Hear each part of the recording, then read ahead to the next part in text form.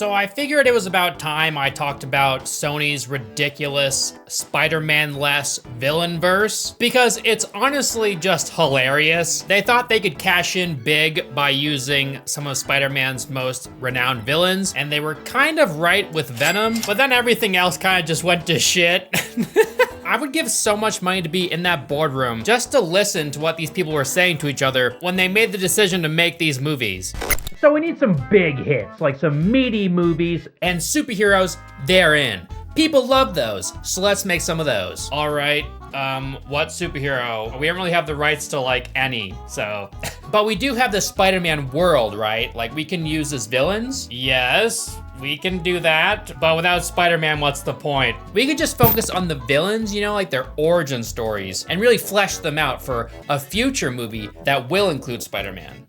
It's like we're promising fans something in the future that will probably never happen, but they'll all be fooled. We could do like a Sinister Six sort of thing and then introduce Spider-Man later or something. Let's do something kind of like that, but make a bunch of movies all on a separate villain. Really spread this shit thin. No Spider-Man, just the villains. And the movies are focused on them and only them. And they'll be like the hero now, you know? What's that word that people love? Anti-heroes. That's what they'll be. People love those. You know, we'll like change their backstory so they'll be the heroes now. People love a morally great character. So let's just do that over and over and over again. Okay. I guess we could try that with Venom. Yes, great idea. Let's make 3 of those. Who else? 3, okay. I don't know, we could do Carnage. Nah, he's too similar to Venom. But the villain in the Venom movies will be exactly like Venom. It makes no sense. And then we'll put Carnage in the last one, because, you know, fuck it. Yeah, but there's like 40 different Spider-Man movies. Okay, well, we could do this guy called Kraven the Hunter. Kraven the who? Perfect, let's do it. Anyone else? There's this guy called Morbius. He's like a vampire. Perfect. And I have the perfect casting in mind for him. Who else? I don't know.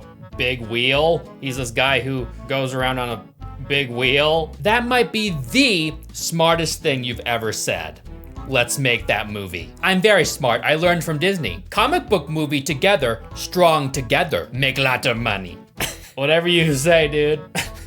And now for a quick word from our sponsor. Have you ever tried watching something online but it wasn't available in your country? Then that probably means you're not using a VPN or a virtual private network. Like Surfshark. If you exist online today, then you're taking a huge risk if you're not actively using a VPN. There are tons of people out there trying to get your information. So protect your devices with Surfshark Antivirus, a powerful device protection that secures everything from your webcam to your files. And the best part is you only need 1 account per household. You get Surfshark and everybody under your roof can watch whatever they want from whatever country they want, and you're all protected online. Surfshark is now offering Surfshark One, which is a cybersecurity bundle for all over protection. You can surf the web without tracking, secure your devices from threats, guard your personal data, and get immediate data breach alerts. You can start using it risk-free because they have a money-back guarantee for 30 days.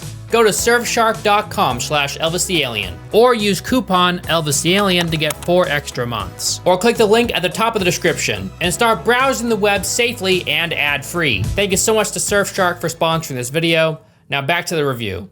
How do you think these movies fared in the box office? Bomb, bomb, bomb, bomb, bomb. Let's give Sony 5 big booms for all these bombs. Boom! Boom! Boom! Boom! The only relatively successful movies out of all of these were the Venom movies. We're Venom! That's literally only because it's Venom. He's kind of a special case. Everybody loves Venom. He's a widely recognized and beloved Marvel character, and the only other time we saw him on the big screen was in Sam Raimi's Spider-Man 3, and he wasn't super accurate to the comic book version of the character, so a lot of people were interested to see what this version of Venom that looked more accurate to the comics would be like. So a lot of people went to see it, myself included. Venom's just cool, you know? This big, black, gooey guy. If I describe him like that, it's a little weird. 19 inches of Venom. The Sony Pictures executives were so convinced that all you need to do is put a comic book character on the big screen and everybody will want to see it. Doesn't matter if it's a villain, doesn't matter if it's a hero. As long as it's from the comics that a lot of people like, then people will go to see it and we will make lots of money. We will be rich. I like money. You can't just introduce random Spider-Man villains in their own movies without Spider-Man and expect everybody to be on board. That's not how it works. No one's gonna go see those. And yeah, nobody saw them. And then there was Madam Web. Like, what the hell was that about? Anyway, I made an entire separate video on that, so if you're interested, go watch that. I also made a video on Venom 1 and Venom 2. They'll be linked in the description. In this video, I'll be talking about Morbius, Venom 3, and Kraven the Hunter. 3 incredible films. When you introduce an audience to a new villain, you kind of have to ease them into this character through a hero that they already are familiar with. Like, most people didn't know who Morbius was. Most people didn't know who Kraven the Hunter was. They're not randomly going to be interested now because there's a movie about them. Maybe some people were, but most people weren't. If you attach Spider-Man to them, now you got something interesting because people love Spider-Man. So it's a lot easier to get people to love this villain if you attach something that they already love to them. Sony didn't know that. Well, they probably did, but they couldn't use Spider-Man because of the whole MCU thing. They were hoping that they could introduce all of these Spider-Man villains and then down the road, they could work with Disney and then put out this huge movie with all the villains in it versus Spider-Man or something. I don't know. It feels like that's what they were going for because anything else just wouldn't make any sense. The MCU thrived so well because they have almost the entirety of Marvel's catalog to pick and choose from. They can introduce people to a bunch of new and fun characters that aren't villains reliant on a very popular character that everybody knows about. In each one of these movies, the heroes have to face off against some sort of minor villain. They can then introduce those different stories to each other, and you introduce a massive villain for them all to fight together. It makes it super fun for the audience. And then you get a massive success like Infinity War and Endgame. But one thing has to be true for this to work. The movies have to be good. I mean, that's just a given, right? And not only was Sony relying solely on the Spider-Man universe, they were doing so without Spider-Man in it. It makes no sense. And they tried to turn all of these villains into anti-heroes and then had them face off against other villains. Like, what the hell? It's so confusing, and it ended up just cannibalizing itself. Without Spider-Man, these movies feel like you're putting a puzzle together that's only the border pieces. Or you're eating a meal that's potatoes, but the meat is missing. Or you're making a review on a movie without running into an unlawful copyright claim. One completes the other, right? Cast your bets, everybody. How long do you think this video will make me money? I'm guessing 3 hours. And then I'll get that dreaded email notification. Nah! I'll give him a week. I'll give him 11 minutes. It can be interesting when you pit a villain against a villain, but when you do this, there's gotta be a hero in the mix somewhere. And morally great characters are typically more interesting, but when that's all you're introducing people to, it gets kinda stale. These movies show a staggering disconnect between what the fans want and what Sony Pictures executives thought that they wanted. So yeah, let's talk about Morbius. I know everybody on Earth already talked about this movie. I'm only, what, 5 years late? I made a meme video about this movie when it first came out. I am convinced the only reason this movie made any money in the box office is because it was memed to death. Without the meme, this movie makes $0. Goose egg. No one's seeing this shit. The stars just randomly aligned for Sony Pictures, and they were blessed with this random ass meme. It kind of makes sense though, because Morbius was so like out of nowhere and dumb. It was just a perfect target for a meme campaign. Even fucking Jared Leto contributed to it. What are you reading? Nothing really, just, What are you reading? Oh, well. Which ruined it, but you know, everything runs its course. So yeah, this movie was memed into relevance. Eddie Burback made a video about him watching it every day for like a week. I'm surprised he's still alive. Nobody on Earth has ever seen this movie more times than Eddie Burback, and I will always pity the man for that. That must have sucked. The funniest thing about the existence of this film is that during its theatrical release, when everybody was memeing the shit out of this movie, you know, saying it had 1,000% on Rotten Tomatoes, it made $118 billion more, it was just one big joke. But Sony took these jokes literally, and they were like, people love this movie. They want to see it. They want to see it again. So they re-released it in theaters and it bombed miraculously, bringing in only $280,000 in total. After the film's awful re-release, a change.org petition was made to have the film released a third time in theaters. Hilariously, the headline stated, "We were busy that weekend," as reasoning for why the re-release flopped. The main poster used for this movie is so awful. Look at this thing. It's just Jared Leto's face cut in half with part of it as a dark vampire. It just looks goofy, you know? It doesn't look sinister or cool or brooding. Yeah, it's just like super in your face and goofy looking. I think this awful promotional art is part of the reason why so many people were clowning on this movie back then. Not to mention, Jared Leto was just a weird guy in general. He had these like weird cult get-togethers. Pictures of them were blasted everywhere around the internet, where he was basically LARPing as Jesus Christ for all these random people who seemingly were worshiping him. Very creepy stuff. I'm sure 99% of the human population had no idea who or what Morbius was until this movie dropped. And let's just say, first impressions are everything. And this movie doesn't make a great first impression. This is real.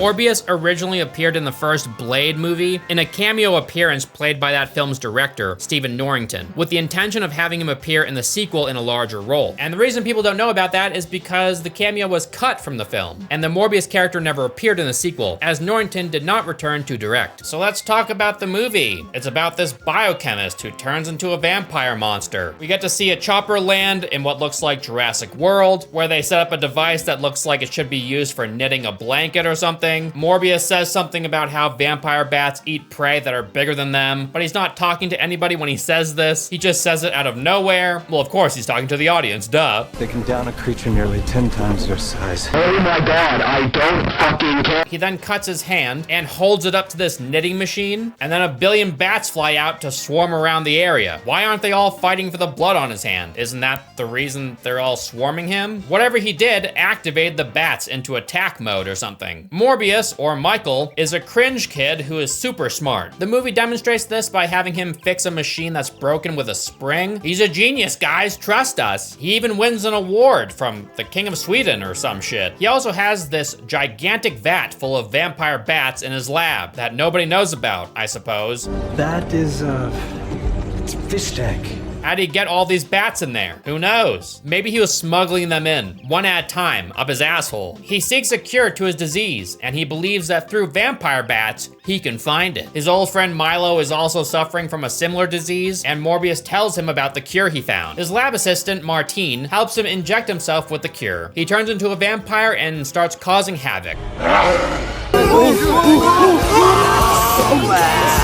He ends up killing all of the guards. How come the guards always die in these movies, you know? The poor guards did. This story feels very familiar. It's very similar to other popular superhero or villain origin stories, you know, about a man who acquires a power or enchantment out of necessity and then goes kind of crazy after injecting themselves with it because they weren't prepared for the outcome. His character is very similar to Lizard and kind of similar to the Hulk. Do you guys know that meme of the kid who's like, "You don't want to see me when I'm angry"? Well, that's what this movie reminds me of. You know, like those dumb memes of people like transforming into Goku because they're just that serious. And you don't want to make them mad because they're only using a fraction of their power. That's this movie. Morbius turns into this vampire and he morbs all over the place. Baby, I'm preying on you tonight. I'll hunt you down, eat you alive. I'm an animal, animal, yeah. At one point when he's talking to two cops, he says, "I'm starting to get hungry and you don't want to see me when I'm hungry." Like, whoa, calm down, tough guy. Go slurp down another blood bag like it's one of those cheap ice pops that you cut your mouth on. Also, it would be pretty epic if Spider-Man could go up against this guy. You know, it would have made a lot more sense to make this movie after introducing general audiences to him in a Spider-Man movie, you know, so we can get both perspectives, Spider-Man's perspective of this crazy vampire guy, and then his perspective later on. It makes it more interesting. You know, kind of like how Matt Reeves' Batman gave Colin Farrell's Penguin an audience. That was really cool, but, you know, there's also a stark difference in quality between Morbius and the Penguin. No habla español? They do the whole derivative hallway lights going out behind a victim thing. I'm not sure how Morbius can do this. Can he control electrical signals at will? That's a weird vampire power.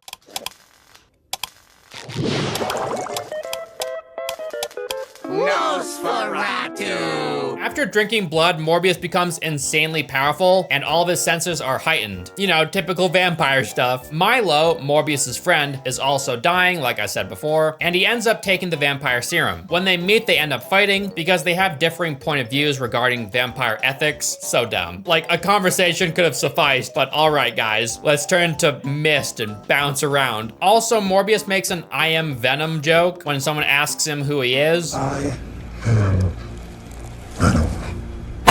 Very cute. That's another Sony movie. I know that one. It's even more so cute because this movie suffers from the same symptoms that Venom 1 suffered from. Remember the symbiote versus symbiote thing that was super boring to watch? Well, prepare yourselves for vampire versus vampire. It's just as boring. Wow, it would have been kind of interesting to see Spider-Man fight a vampire. And then we get the infamous Milo have sex dance scene. Have sex! It's the dumbest scene I've ever seen in my entire life. He like snarls to himself in the room. He's really feeling himself. He's super happy he's healed and a vampire now. He's elated about his new Edward Cullen abilities. If you've seen any vampire movie before, then you most likely know what to expect here. What the fuck have you got in your hand? Put that down. That's a wooden stake, you dickhead. You know, a person who is having difficulty suppressing their urge for blood. They search for methods other than drinking human blood to satiate their thirst. Vampires have sharp teeth, everybody knows that. But in this movie, transforming doesn't just make their teeth sharper, it makes their noses upturned and smaller, like way smaller. It gives them a nose job. It also removes their face fat. It's kind of weird. Like, why give them Michael Jackson noses? I don't get it. Whatever. I like Morbius more than Jared Leto's Joker. I know that's a very tall bar to clear. It was basically level with the ground. But this movie won some amazing awards. At the 2023 Razzies, Jared Leto won Worst Actor. The tension in this movie is non-existent. The characters aren't likable, the story is boring and derivative, the movie is dark as all hell, and not even tonally, which is kind of weird, like mostly just aesthetically. The bats help Morbius defeat Milo because the bats are his friends. He's the Bat King. There's a post-credit scene of Michael Keaton's Vulture being released from prison and then confronting Morbius with the most brain-dead dialogue I've ever heard. I've been reading about you. I'm listening. I'm not sure how I got here. Has to do with Spider-Man, I think. Somehow Palpatine returned. I think it has to do with Spider-Man. Remember that guy? Remember that guy that should be in this movie? But strangely, he's missing. Where is he? There's a vampire going around the city, like killing people and stuff, but Spider-Man's nowhere to be seen. Where is he? There were several shots in the trailer that were added without director Espinosa's knowledge, including, most notably, Morbius walking past graffiti depicting Spider-Man with the word murderer painted over top. These shots were removed from the final film, which confused and frustrated fans, expecting to see more connections between Morbius and Spider-Man. Fans were understandably curious, you know, they wanted to know why Spider-Man was labeled a murderer, and it's kind of messed up that someone put it in the trailer without the director's knowledge. The Rotten Tomatoes score for Morbius is so funny. 15% critic and 71% audience. It's all just a big meme, you know? Like, the only reason this movie made $167 million during its theatrical release is because of the meme. Like, it would make $5 million if the meme didn't exist. Also, the infamous scene of Morbius saying, "It's Morbin time," was removed from the final cut. So I'll play it for you now. It's Morbin time.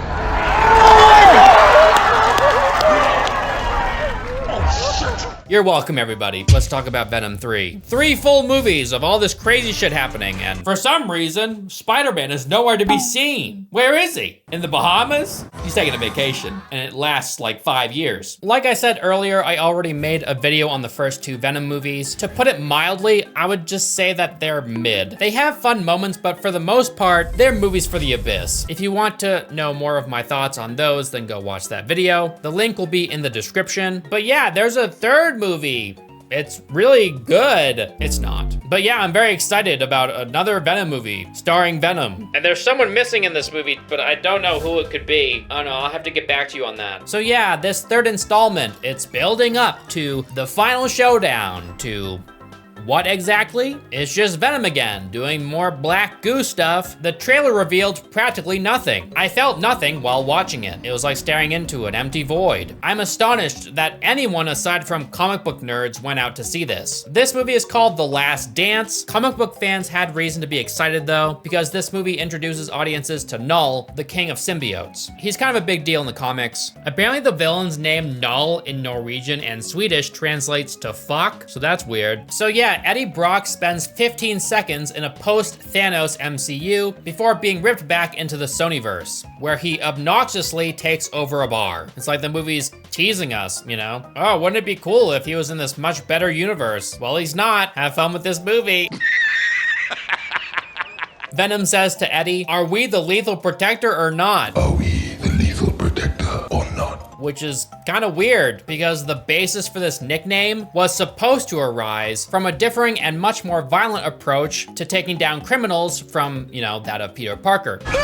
But there's no Peter Parker in this movie, so he's just the lethal protector because it sounds cool. I missed the part where that's my problem. Later on, Eddie and Venom find themselves in a compromising position in front of a gang, so we can watch them in action. This is the typical introductory action scene that happens in all of these movies. There's some pretty horrendous ADR. Bro, what are you talking about, man? Like, that voice did not come from that dude's mouth. Just like the first two movies, they lay on the goofiness a little thick for my taste. I shall see. I mostly didn't like it because it just isn't very funny. Hola, bitches. Like, there's a part where Eddie and Venom fail to say, "We are Venom," at the same time, and they try over and over, and it's just an eye roller gag. We We're Venom! The guy at the bar is questioned about Venom, and he says, "He had these big, massive, wild arms." They were bubbling like this. Oh, really, bro? Is that what it was like? He's acting pretty nonchalant for someone who literally just saw a tentacle octopus human. But you know, it's nothing out of the ordinary. So this military guy and this lab woman explain things to the audience during their extremely inauthentic conversation. We don't exist down here.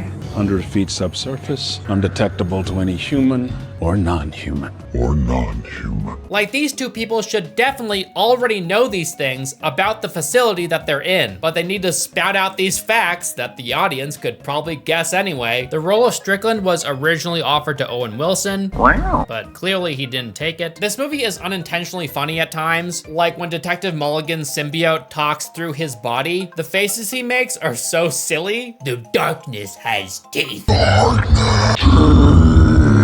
Oh my god. In the next scene, Venom catches a ride on the outside of an airliner without anybody noticing. He says, Oh, the Scarecrows do this! referencing events and people from our reality in a superhero universe will never not be weird, unless it's Deadpool, because that's kind of his thing. There are these massive beasts that hunt for Null. They're called xenophages, and there's one hunting Venom. There's a scene when they're literally fighting on an airplane as it's in mid-flight. No idea how the plane continues to fly straight with this additional weight. And then the xenophage gets stuck in the engine and Venom parachutes down to safety. So everyone aboard that flight is dead now. So that's cool. But at least Venom had the consideration to correct Eddie regarding what kind of plane it was once they were both safely on the ground. You just threw me off a 757. It was an Airbus A320. God, how the fuck would Venom know that? Whatever. And again, with the unnatural dialogue, with this random family on a road trip, the mother, played by Alana Ubach, I loved her in Waiting, by the way, casually explains why they're on a road trip. Apparently they cashed in their savings to drive around to capture proof of alien life. Very smart decision when you're parents with children that are in the back seat. Who cares about their future? Pieces of the xenophage that was killed by the plane sprayed down on this van, and the father doesn't wonder what it is. Picked up some gravel there. Does he have eyeballs? Do they have eyeballs? Why aren't they wondering why body parts are raining down on them? They just drive on like nothing happened. All right, there's a scene when the Venom symbiote takes over a horse. It was cute. At least. Now that's horsepower. Now that's horsepower. Great. The CGI used for Venom and the xenophages is top notch though. They always gotta pull out the best people for these computer effects for the worst movies imaginable. So Venom and Eddie carry something called a codex. That is essentially a key to open a gate that Null is searching for. And if Venom transforms entirely, then he'll alert the xenophages to his position. So it's a wonderful way for the movie to cut down on CGI cost and give Tom Hardy's face more screen time. I've won Sexy Man awards before. There's a group of special forces that are also after Venom and Eddie. They're sent to track them down and bring back Venom. During this scene, they run into a xenophage, and they kind of just like throw their lives away by trying to kill it instead of trying to escape. Maybe they just knew they couldn't escape this thing. I mean, that's fair. But it's pretty silly anyway. Also, how the fuck did Eddie Brock kill someone from a special forces squad? Like it's just Eddie Brock. No Venom, just Eddie. He shouldn't know how to fight, but he overpowers them. Maybe it's because it's a woman. This woman who's been training however many years to join this force of like extremely secretive special operatives can't fight for shit. So that's interesting. Like, why didn't she use any of her training there? She just kind of like died. She didn't try to fight back. She's like, oh, well, this is it for me. We get to see Toxin, Mulligan's symbiote, which is pretty neat. He's meant to be half red, half black in the comics. However, I understand that they didn't want people confusing him with Carnage. Eddie comes across the alien-seeking family. They're camping out. Venom forces him to toss food away immediately after he's handed a plate. Very rude. And the father isn't offended by this. He's a very chill guy. In fact, they let this random shoeless stranger ride in their van with them, and they all sing Space Oddity together. And yes, Venom also sings. This is Major Time! It's just a level of silly that I don't find endearing, but it does allow Eddie and Venom a moment to reflect on how their life could be if they were normal. It's kind of weird because Venom is the one that brings this up instead of Eddie, who's just thinking it. Like, I know everything that Venom knows, Eddie knows, and vice versa, but why would Venom want a human family that sings together? Like, shouldn't he just want brains? Whatever. I guess his desires are partly human since they're fusing. It's still weird. Sometimes I think we would have been happier with a life like this. So they all drive to Vegas, the city of second chances, they call it. Nobody calls it that. It's the city of sin, lights, and lost money. And that's coming from someone who calls it home. Like, I love Vegas, but yeah, it fosters just as much misery as it does joy. This movie feels so meandering and random. Eddie and Venom wander around Vegas, knocking out random people. They steal a tux from one of them. Why'd you keep knocking people out? No, he's dead. You killed that guy. You knocked his brains into a soup.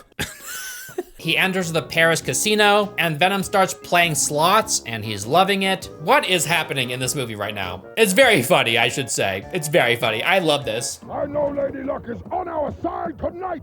I would even go so far to say that Lady Luck hates you, buddy. Venom gets addicted to gambling, like, immediately. Get it? Because gambling is addictive. And then they run into Mrs. Chen from the previous movies. Okay, sure, dude. She can be here. Why not? That's random. Since I live in Vegas, I thought it would be fun to find the exact slot machine that Tom Hardy uses in the movie. Unfortunately, I had a little bit more difficulty than I imagined. When I got to the Paris casino, I found the entryway where he walks in easy enough. Okay, so I'm in the Paris casino.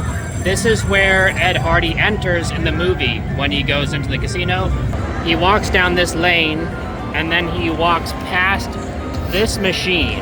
He walks down here, and then he just kind of vanishes, and he pops up at a different machine. But I think the exact slot machine that he used was a prop for the movie, because I scoured the entire casino, and I couldn't find it anywhere. I tried looking at the details behind him to try and locate where they might have filmed this. I'm not entirely sure, but I think I found the same cabaret sign that was in the background. If it is the same sign, then they moved a lot of things around to film this scene. You'll never guess how the xenophages track them down. Guess how it happens out of these options. A, he transforms to save himself from the special agents that are trying to apprehend him a second time. B, he transforms in order to defend himself from Toxin. C, he transforms so Eddie can use Venom to grow tall enough to see over a crowd. Or D, he transforms because Venom can't help but use Eddie's body to dance with Mrs. Chen. It's D.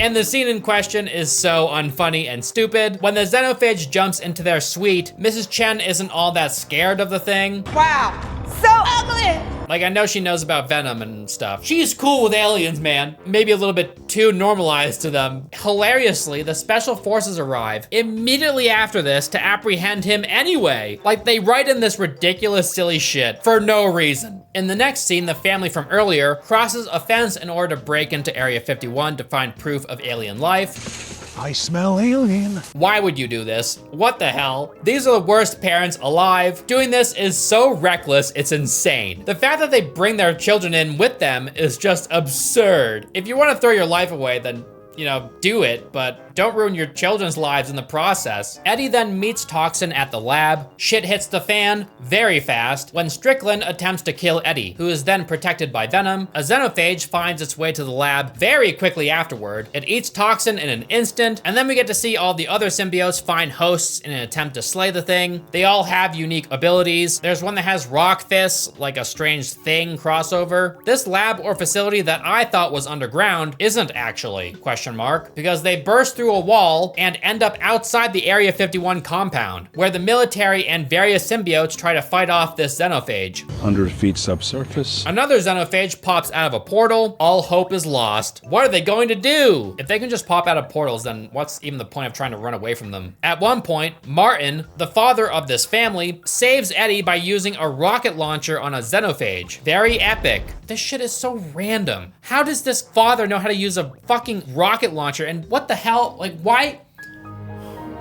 This guy is risking his life to save this stranger that he met one time. And they went on a drive one time. And he's like, sure, I'll use this rocket launcher to save you. Like, what is going on? What is going on up here? He should be scrambling to get out of there with his family, or just hide with your family, you know? Like, what is this guy doing? The entire time the military were fighting these giant spiders, all I could think about was Starship Troopers. You can't watch these scenes and not think about Starship Troopers. It's like the exact same thing, but with like weird alien goop things all over the place. There's this soldier character named Thompson. He loses his legs to a xenophage near the end of the movie. In the comics, well-known Spider-Man supporting character, Flash Thompson, loses his legs in the Iraq War and ends up bonding with Venom, becoming Agent Venom. There might be a connection there, not too sure. I liked Venom and Eddie's talk at the end of the movie, when they both are resigned to their inevitable defeat. It's kind of cute. It's one of the only times I could sense a realistic bond between them. Venom basically fuses with all the xenophages in order to transport them all to their deaths under an acid shower, but doing this will kill Venom in the process. It's kind of cute. Like, Venom places a door atop Eddie to protect him. I'm really unsure how Eddie didn't die anyway. I mean, after Strickland lights a Zippo, this happens. So that door is doing some heavy lifting, dude. The ending is pretty cheesy. It's a corny montage of all of their memories together. Cheers to the wish. When simply visiting the Statue of Liberty would have sufficed, and it would have been just as effective, I think. It's pretty lame that Null himself was basically nothing but set dressing in this movie. He does have a little speech at the end, possibly hinting at some involvement in a future movie that was planned but will never happen. So it's basically just Venom and all these random symbiotes versus xenophages, and it's very boring. The critic score for this movie is 41%, while the audience score is 80%. It's pretty wild, the massive discrepancy between the critic scores and the audience scores for these movies. Let's talk about Kraven the Hunter. The first thing I ever learned about this character is that apparently in the comics, there's a moment when he shoots lasers from his nipples. Do with that information what you will. Apparently this film's release was delayed not once, not twice, but 4 times. A version of the Kraven character was going to be featured in director Sam Raimi's 4th Spider-Man film before the project was nixed and replaced with the 2012 reboot. Similarly, Mark Webb, director of the reboot and its sequel, talked about using Kraven in one of his now dead sequels. Also, Black Panther director and co-writer Ryan Coogler originally intended to have a version of the Kraven character in his aforementioned film until he found out that, of course, Sony still retained the rights to Spider-Man and most of his villains and supporting characters. The movie starts in a Russian prison where Kraven is being kept. They show us how strong he is by having him bench 2 large men on top of what he's already benching. So goddamn, this guy, he's pretty ripped. I sense a beast. So the weight that he was already lifting must have been like his bare minimum or something. He was just lifting that for fun. If he can lift an extra like 400 pounds on top of that, he's going for endurance reps. This is kind of strange because his outward appearance doesn't look all that muscular at all. He's got like a typical guy body. He isn't built like a truck like he is in the second Spider-Man game. You take a look at this guy, you don't immediately think, damn, that guy's yoked. Soon afterward, we learn that Kraven's ungodly strength and agility wasn't a myth after all. He bounces around this prison like a monkey, he defies gravity constantly, he kills guards like they're nothing, and the guards can't aim for shit for some reason. Just watch this part. And Kraven's eyes glow yellow to show that he can communicate with a wolf. He's like part animal man. He's got the Ace Ventura gene. He's picked up by a plane that was waiting for him to break out. This was all part of their master plan. Like, how did they apprehend this superhuman in the first place? 16 years earlier, we meet Russell Crowe. He's Kraven's alpha male father. His name is Nikolai. Hilariously, he's clearly out of shape under his clothing. Like, he's got a crazy dad bod under that jacket. He speaks nonstop about being the ultimate predator. We are predators. He talks about how becoming a legend is the most important thing a man can achieve. He wants his sons to believe that he's like this master killing machine, but he looks like he's never lifted a weight in his life. You should be off-putting. They all speak English to each other, which is weird, given that they were all speaking Russian in the beginning. Usually in movies, if we're supposed to believe that they're speaking in their native language, but it's just in English for the viewer, then they normally never swap back and forth between them. But at least Russell Crowe has an epic Russian accent. Your mother is dead. Sergey is going to college in America, apparently, but it's still weird that they're speaking English to each other when they're all together alone. So then where are you taking us? We go to hunt. We learn that Kraven's name is Sergey Kravenov, and he has a pussy weakling of a brother named Dmitri, who eventually becomes Chameleon later on, who's apparently another superhuman that's kind of similar to Loki if you nerfed him into the ground. He has the ability to like change himself to look and sound like anybody he wants. Anyway, Sergey is attacked and carried off by Mufasa. There's this random girl named Calypso. While on a safari, she abandons her parents out of nowhere because she has a gut feeling that something's happening nearby. No idea why, it's just, you know, whatever. Earlier in the movie, she was talking to her grandma about tarot cards, and she got this like super potion that she's supposed to use at the opportune moment. She was fated to save Sergey. Yeah, she finds Sergey and the lion just kind of like fucks off after seeing her. Was it intimidated by her? Why? Why did it just go away? Well, I'll tell you why. Because the movie needs her to rush over to him and save him with the super potion. The lion has some wounds from people who are shooting it before, and its blood drips into one of Sergey's wounds. So it's kind of similar to a vampiric transformation. When you're a vampire, you become very sexy. After taking this super potion that saves his life, he wakes up in the hospital. His eyes are yellow now. He's contracted lion powers or something. I'll hop up sort of like a cat, like so. Oh, meow. Jesus Christ. He now has the overpowering urge to craft a fursuit. So he'd basically just be a Khajiit. He can change his eyes back to blue though, whenever he feels like it. Very epic and convenient. He's basically an Animorph. When Sergey returns to full health, he returns home and learns that his father had the lion's head mounted in their house. You know Mufasa, the massive lion that attacked him? Sergey loves this lion, because it almost killed him. So he's very upset with his father, that killed the lion and mounted his head. He should have killed you! I think now that Sergey has like a lion essence within him or whatever, he can now like sympathize with it or something. He's like part lion now. He's got that like predator instinct. So he prepares to leave because he's so disgusted with his father. He takes the remainder of the potion with him, as well as the tarot card. He now has the ability to land like a cat and swing around like Donkey Kong. Dmitri confronts him before he leaves, and he's like, sorry dude, enjoy dad's abuse, see ya. Hilariously, Sergey has very little trouble boarding a cargo ship to Russia by basically just saying, I'm on the run. And the guy's like, I don't need any other details, get aboard. You on the run? Yes. Come on then. What?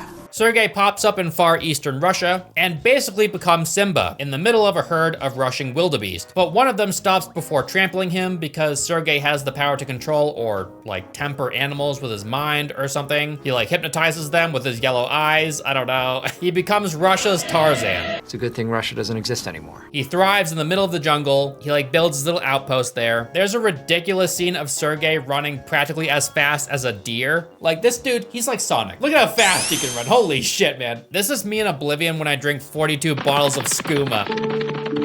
I do kind of like this scene of him atop of a tree when he's like peering out into the distance at some poachers, because it's kind of unique how they do it. I like how we're literally looking through his iris to show us his improved eyesight. It's interesting, at least. I know this guy is supposed to be a villain, but this movie is portraying him as anything but that right now. He runs away from his awful father to live in the jungle and protect animals from poachers as like this super Tarzan. Sounds good to me, dude. I can watch this guy brutally murder poachers all day. Couldn't care less. Kraven stole Leon Kennedy's fur jacket, by the way. I hope that's fake fur, my guy, or you're a bit of a hypocrite. In the comics, he's quite different. He's a big game hunter that's constantly looking for the next most dangerous thing to hunt, and his end goal is to kill Spider-Man, you know, to prove to the world that he's the world's best hunter. Although in the comics, he does work alongside Squirrel Girl at one point. A perfect pairing, if you think about it. Makes sense why he'd like her. That huge ass, bushy tail. I kind of liked Kraven from Insomniac's Spider-Man 2. He had like this insatiable desire to hunt the next most powerful thing because he's just like super bored. Nothing can outmatch this guy, so he just wants that thrill of the hunt again. Sergey in this movie finds Calypso as an adult, and the only explanation to us as to how he found her is hunting people down is sort of my thing. All he needed was a tarot card and that potion from 10 years ago, and he miraculously tracks down this random girl that was on a safari. That's the stupidest thing I've ever heard. So Kraven in this movie is basically what would happen if Tarzan and the Punisher became one person. Actually, it's quite literally that. So Kraven and Calypso start working together. She isn't too jazzed about the fact that he's a murderer, even if those people are scum of the earth. He's got this list of people that he's hunting down and killing one by one. And his main villain in this movie is Rhino. Rhino in this movie is kind of strange. He has to constantly wear this backpack, and if he disconnects himself from the backpack, his skin hardens like crazy, and he basically turns into Titan from Invincible, or one of the stone people from Game of Thrones. This movie is so weird. It takes a Spider-Man villain and pits him against another Spider-Man villain. Like, this villain isn't as bad as this villain, so you should be rooting for this villain who isn't as terrible. Dimitri has grown into a musician, a pathetic pussy musician, according to his overbearing father Nikolai. You won't even defend yourself. Who looks exactly the same as he did when they were kids. Also, Dimitri's singing throughout the movie is painfully fake. Welcome to the final show. I know his ability is to like, you know, mimic anybody's voice or appearance, but still, like, the voice doesn't match the lips. There's a moment when Sergey holds the door for a couple and compliments the perfume that the girl is wearing. Nice perfume, by the way. She retorts that she isn't wearing any. Sergey realizes that the perfume is actually on the man, and it's probably from another woman that he's been having an affair with. And Sergey was the only person that could smell it because he's got that super animal nose. What if he can smell crime? I don't know if the writers know this, but perfume is very strong. And you don't need a bloodhound nose to smell it. Also, why would the woman say that? Thanks, but I'm not actually wearing any. Like, what if you mistaked it for your deodorant or something? Are you not wearing deodorant? Stinky girl? Stinky girl? And what if the guy is wearing cologne and it's just like feminine smelling? Whatever. Later, men kidnap Dimitri and Kraven finds out. So he jumps down the side of a building in 2 leaps. Like, what the hell, dude? Literally just a cat human.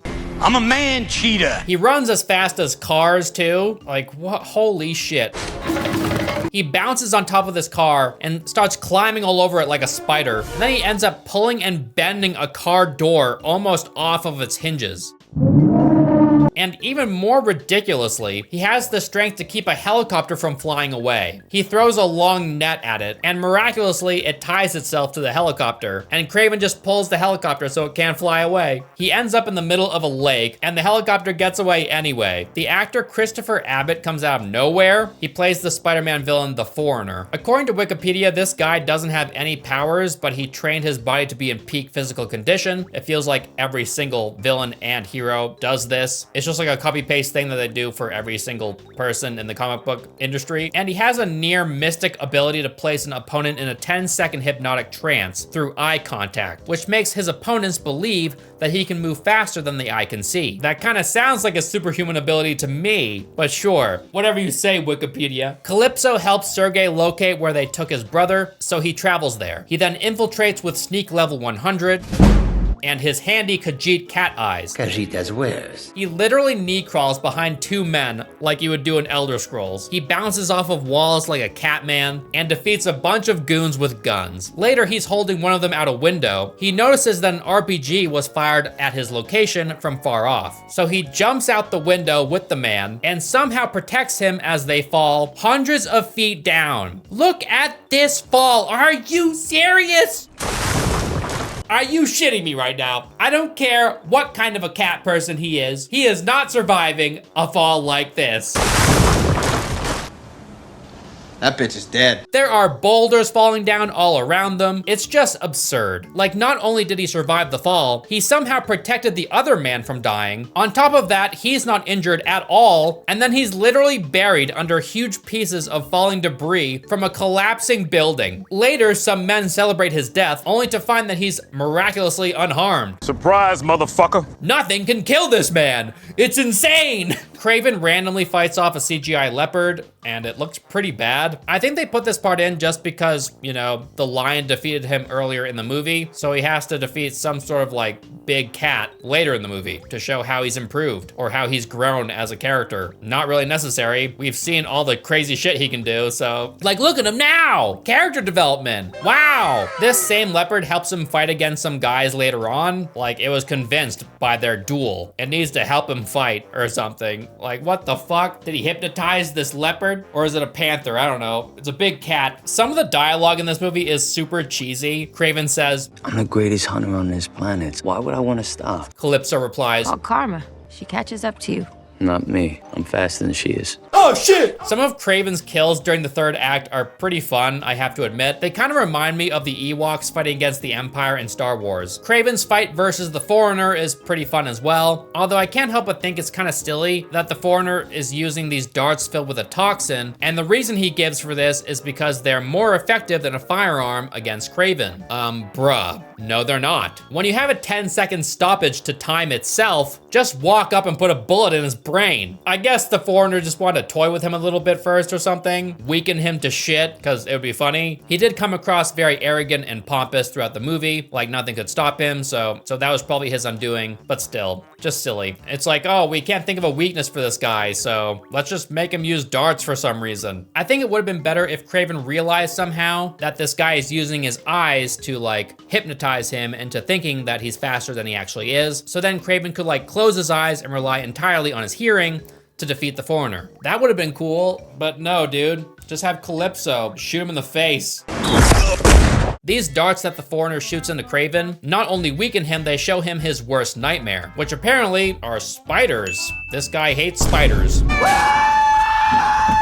He doesn't like bugs. Bug! Oh my God, arachnids. I guess there's a connection between spiders and his mom because his mom hated spiders or something, because he has a vision of his mom and she's like, oh, spiders. So I guess that fear is genetic. After saving him, Calypso gives him a sensu bean. Sorry, the mystery potion, so he can finish the rest of the movie. Kraven uses his wilderness abilities to call into battle countless Tauros Pokemon against Rhino. It's pretty cheap that he can just like summon a stampede of wildebeest out of nowhere against anyone he wants. I know earlier in the movie, he like communicated with one, and maybe that was the leader, so he can just ask them to come around. Swing back around if you get the chance. I'm fighting this crazy guy named Rhino. I don't even know if I'm gonna need your help, but just in case. Rhino decides it's time to get horny.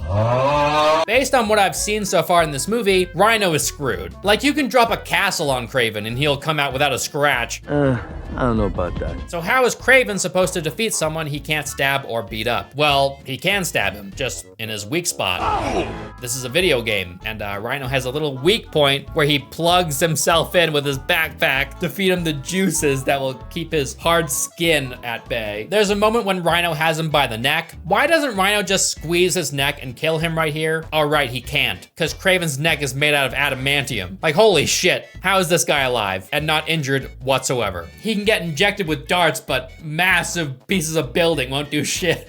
So yeah, just like in every movie ever, when the villain has the good guy, or in this case, the anti-hero, by the neck or in submission in some way, they always just wait, right? They just kind of sit there and they're like, do something to stop me. I bet you can't. I'm just gonna sit here. That's when Kraven stabs him in his weak spot, and then he finds a way to send Rhino flying into the stampeding wildebeest. It's so dumb. Also, Dimitri is fine at the end. Didn't the truck he was in do this?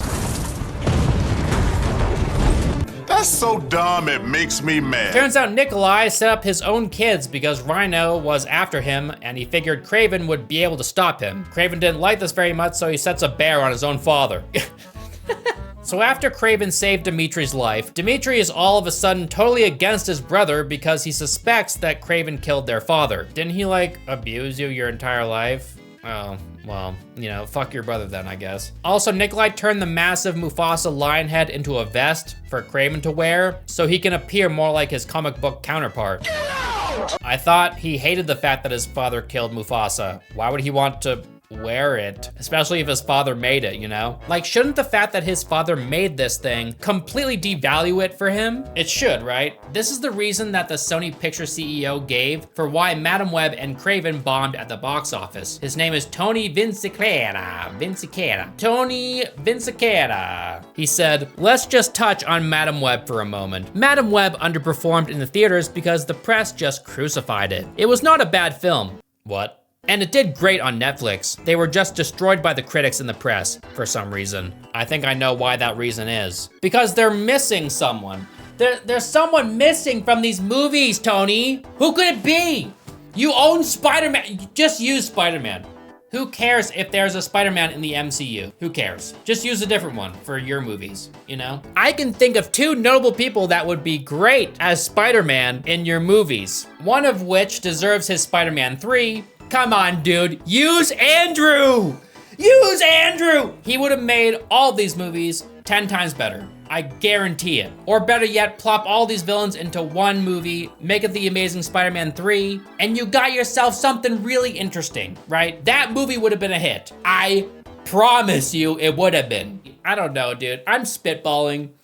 These movies just suck dick. Oh, we can't use a live-action Spider-Man because there's already one in the MCU, and audiences wouldn't like that. They don't want two Spider-Man. There can't be two live-action Spider-Man active at the same time. It's just not possible. That's weird. I think it is. You kind of proved that with this movie, where you put 3 of them in the same movie. Like, what the fuck? It makes no sense. What were they thinking? So yeah, guys, those are my thoughts on these dumb Spider-Man-less Spider-Man villain movies. Let me know what you thought of them in the comment section down below, and I'll see you in the next one. Get blasted by these Kraven nips.